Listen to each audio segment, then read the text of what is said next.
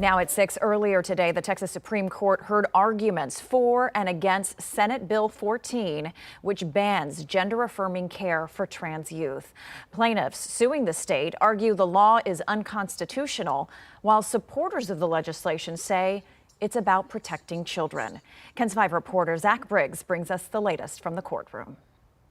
I'm a transgender woman. I knew who I was when I was 4 years old. Sophia Sepulveda of Equality, Texas feels like the trans community is under attack. It's trying to strip away not just the community of the trans people, but strip away the rights of parents and how they parent their children. The Texas Supreme Court heard arguments for and against Senate Bill 14, which bans gender-affirming care for trans youth. It deprives transgender youth of equal rights and equal protection.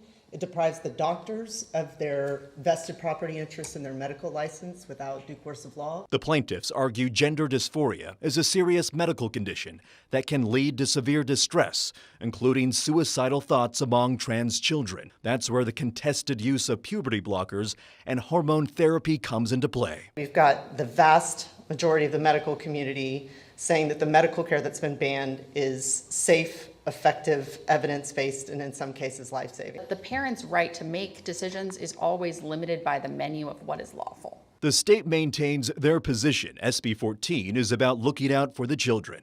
The statute is narrowly tailored to protecting children from interventions that interfere with their growth and development.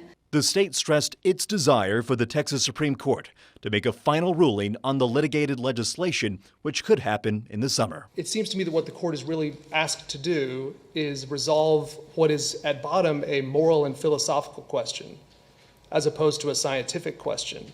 Zach Briggs, KENS 5.